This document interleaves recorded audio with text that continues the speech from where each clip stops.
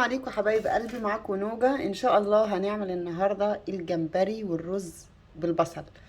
انا اول مره اعمل معاكم الجمبري على القناه. ده حوالي نص كيلو جمبري. زي ما انتم شايفينه كده، هو الحجم الكبير، بس طبعا لما بيتنضف ما بيبقاش كبير قوي كده. فخليكم معايا، هنوريكم طريقه التنظيف ازاي، وبعد كده التتبيله. بس يا جماعة هقول لكم المقادير بتاعتنا. طبعا احنا ما بنختلفش ابدا على التوابل بتاع التتبيلة بتاعت السمك. هي نفس تتبيلة الجمبري، بل بالعكس في ناس كمان ما بيحطوش توم صحيح للجمبري، بيحطوا له توم باودر بس. فانا بعمله لا بنفس تتبيلة السمك، بس بقلل شوية صغيرين. فاحنا المقادير بتاعتنا لل المقادير بتاعتنا بالنسبة للرز، هنحتاج بصلاية، وهنحتاج بردك جزء من تتبيلة السمك اللي هي الفلفل والثوم والليمون والخل. تمام. هناخد طبعا معانا السلطة بتاعتنا زي اي سلطة اي حد، بس انا بضيف لها طبعا فص ثوم. معايا التوابل بتاعتي كمون وملح وشطة وتوابل السمك اللي ما بستغناش عنها ابدا اهي، ما شاء الله. فخليكم معايا اوريكم ننضف الجمبري ازاي، وانا متاكده عارفه ان كل الناس بتنضفه بنفس الطريقه اللي انا بنضفه بيها. خليكم معايا.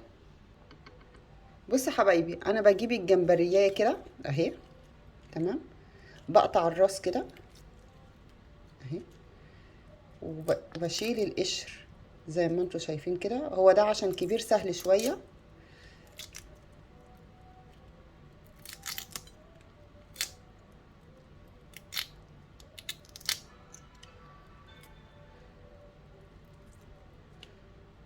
اهي بصوا، طبعا سلسله الظهر بسم الله بشقها من ورا كده. في ناس بيقولوا لا ما بتشقيش كده، يعني بتشقي جزء صغير، لا انا بشقها كده واهي بصوا.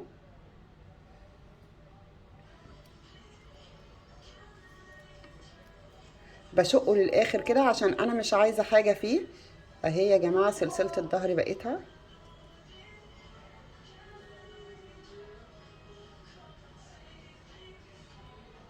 اهي، شايفينها اهي، تمام. هنضف بقى الكميه كلها كده. هو كده دي خلصت اهي، ما شاء الله. هنضف الكميه كلها وارجع لكم. بصوا حبايبي، انا غسلته اهو. بصوا بصوا، ادي سلسله الظهر، بصوا نضيفه ازاي. بصوا، انا كده ده نص كيلو جمبري اهو، جاهز معايا. هتبله.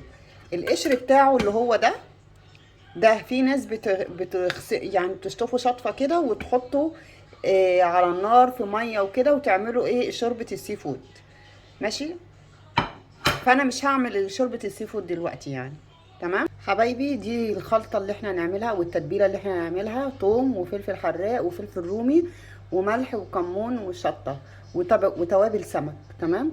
ليه يا نوجه بتحطي توابل سمك؟ انا بحبها، بتكون بتدي طعم زياده لريحه السمك والكلام ده. اللي مش حابب يحطها او مش عنده، هي مش لازم يعني، كده كده السمك بيدي طعم حلو قوي. هدقه وارجع لكم. هتقولي لي ليه يا نوجة ما بتفرميش الخلطة في الكبة؟ اقول لكم انا بحب اطحنه كده اهو في الهون، بيبقى تقريبا شبه معصور يعني، فبينزل العصارة بتاعة الثوم والفلفل، فبيدي طعم حلو قوي غير لما بيكون مفروم. بصوا يا جماعة، انا دقيته اهو. بصوا بيبقى معصور كده. هتقولي الخلطة دي كتيرة يا نوجة؟ اقول لكم لا، انا باخد على قدي والباقي بشيله في الفريزر اللي استخدمه مرة تانية. معايا الليمون اهو، هعصره.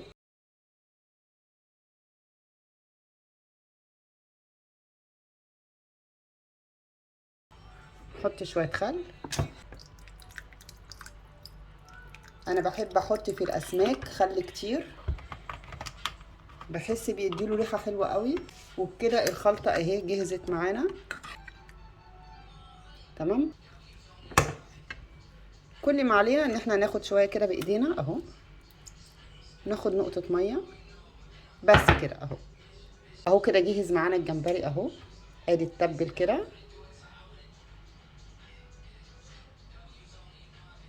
فنعمل بقى ايه الرز. تمام. اهي يا حبايبي انا حطيت حله على النار وحطيت فيها بصلايه وشويه زيت. تمام.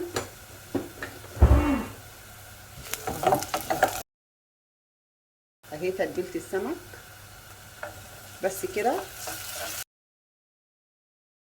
تشويحه صغيره معاها. تمام. وبعد كده نحط عليها بقى ايه الرز.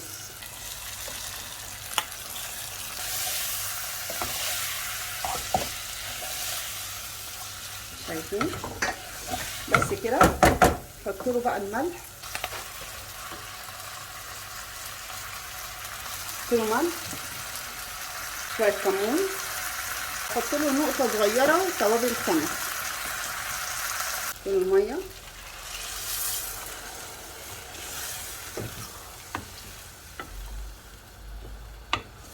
لغايه لما يستوي.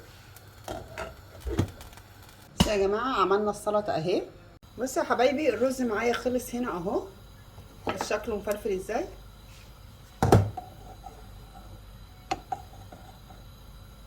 بصوا.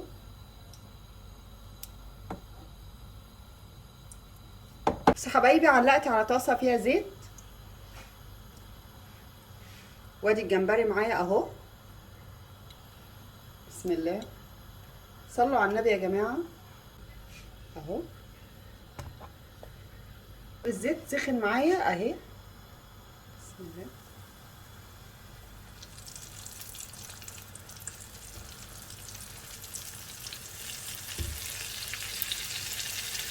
طبعا مش هقلبه غير لما شبه يتخمر. هو المفروض تكون طاسه غويطه عن كده بيبقى افضل، بيتخمر من فوق ومن تحت، بس انا ما عنديش طاسه غويطه.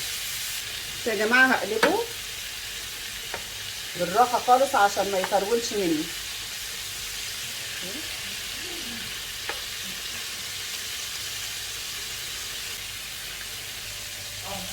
بصوا يا حبايبي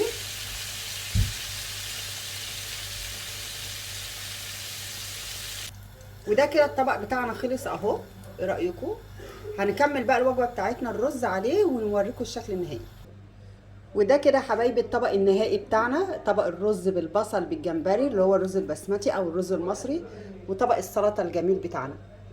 اتمنى يا رب يكون الوصفه عجبتكم، ولو عجبتكم تدعموني بلايك وتدعوا لي دعوه كده حلوه، وتشتركوا في القناه حبايب قلبي.